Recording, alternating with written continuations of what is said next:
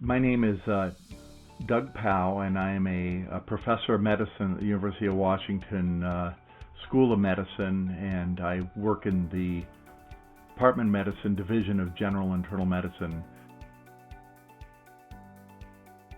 I've been very interested in information that physicians are taught that turns out to either not be correct, or more commonly that there may be a second way or a third way to do things, but we're taught very dogmatically there is only one way to do this. The key thing on all these things are that we are taught something at a very formative time in our career, often in medical school, and when we are trying so hard to hold on to facts and build our knowledge base, and if there is something there that we learn early, it's very hard to unseat it if it's incorrect.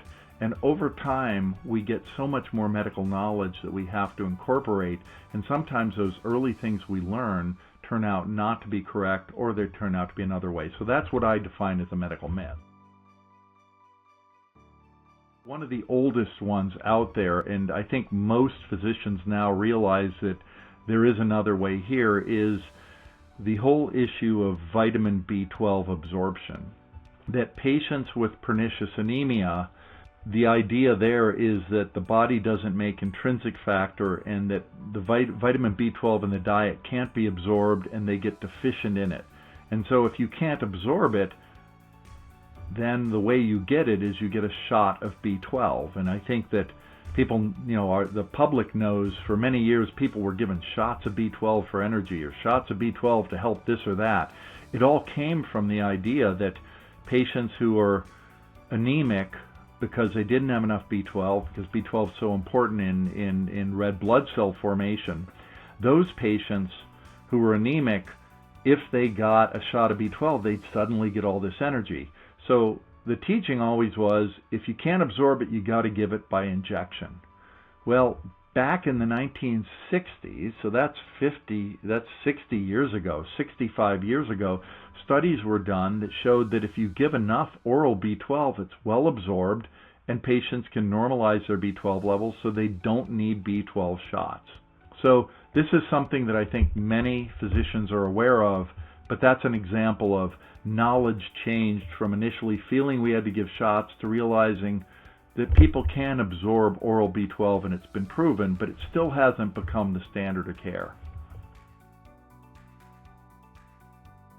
Many times during the flu season, when we want to give flu vaccine to one of our patients, they will say, I don't want that because the last time I got a flu shot, I got the flu. It gave me the flu. It made me sick, and I felt like I got the flu, so I'm going to take my chances not getting the flu shot. And there are many reasons we want people to get flu immunization. It decreases the chance of influenza. It decreases mortality. It does a lot of good things. But the idea that when somebody gets this immunization, they then feel flu-like and they feel sick for several days has been something held by patients for a long time. Several studies have been done that were beautifully done studies where they gave people a saltwater injection, a saline placebo, or they gave them a flu shot. In the first study, they gave half of the people a saltwater placebo and half of the people a flu shot, and then they followed their symptoms over the next several weeks. And the bottom line was the only difference between getting a flu shot and getting the saline was your arm hurt a little more if you got the flu shot. That was the only difference. There was no difference. About 10% in each group said they felt like they had flu-like symptoms. So the salt water was just as likely to cause that as getting the getting the flu shot. The study that I like even better, because it really controlled for the individual patient, was a study where they gave everybody a flu shot and everybody a saltwater placebo. And then they looked at what their symptoms were after they got each of these, and the patient didn't know if they were getting the flu shot or the salt water.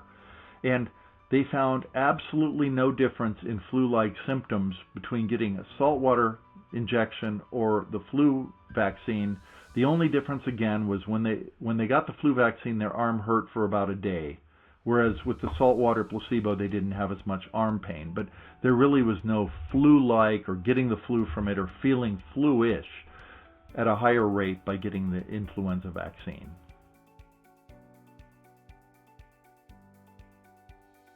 When patients have to have a colonoscopy, how do we prepare them for the colonoscopy? And for decades, the colonoscopy dogma was patients need to stop eating 24 hours before they have their colonoscopy. They can only have a clear liquid diet.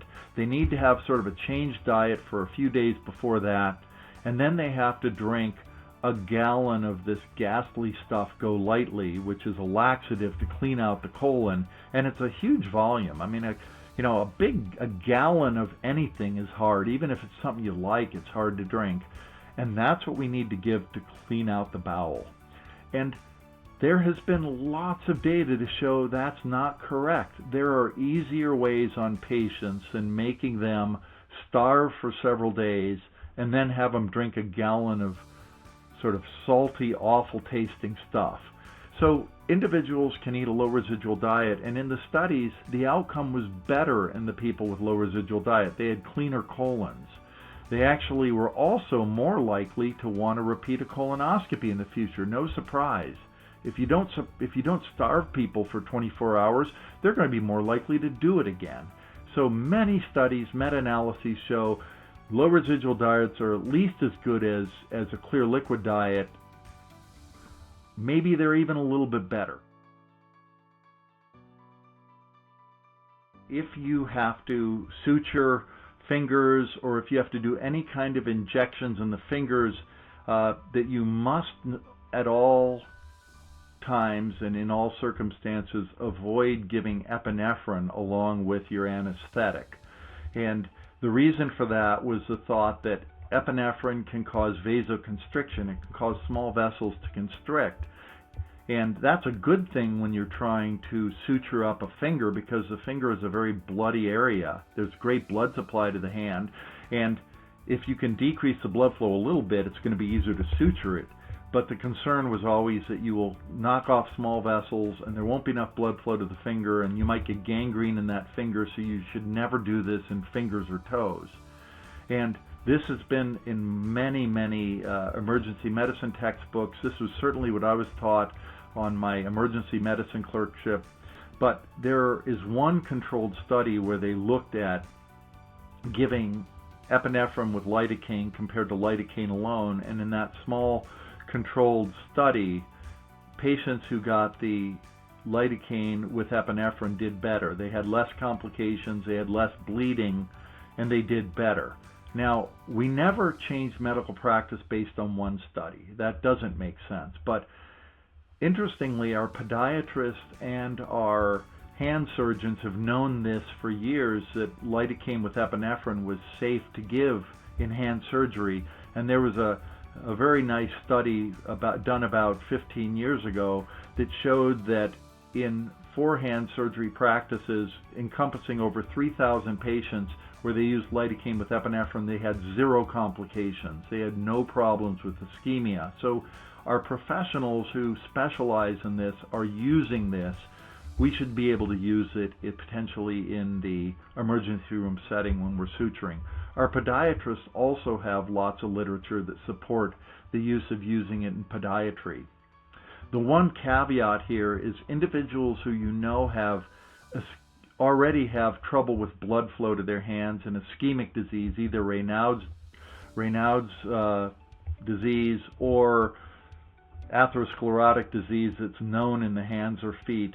That is a different population, and that is not a population that's been studied on the safety of epinephrine. The advice that patients are given that if they're put on the drug metronidazole, they should not drink any alcohol, that drinking alcohol would make them violently ill. Metronidazole is an antibiotic that's used very frequently in medicine, and the thought behind this was many years ago, back in the 50s, 60s, and early 70s, there were case reports that said patients who took a combination of alcohol and metronidazole would get more flushing, vomiting, get really, really, really sick, and that it should be avoided.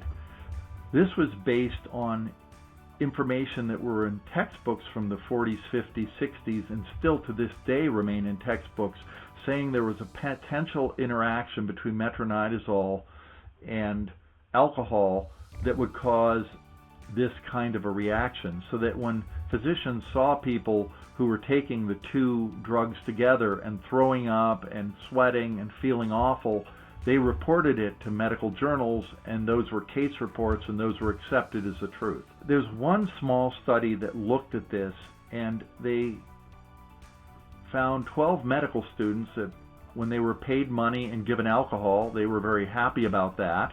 They were given metronidazole, half of them, and half of them were given placebo, and then they measured blood alcohol levels, they measured acetaldehyde levels in the blood, they looked at their pulse, they looked at their temperature, and they had them do a symptom log, and they found no difference between those that took alcohol with their metronidazole and those who just had a placebo and metronidazole. There's also a study that was published fairly recently that showed in an emergency room setting, they looked at all individuals who had gotten alcohol and metronidazole and come into emergency room for other reasons, and they found no increased risk of having one of these reactions that I mentioned with the nausea, vomiting, sweating in patients who were taking both alcohol and metronidazole versus equal amount of alcohol alone. Some of the thoughts are that metronidazole makes people vomit, it makes them feel sick as can be, and huge amounts of alcohol tend to make people vomit and make them feel awful. So the idea that we blamed it on an interaction when it may not be there.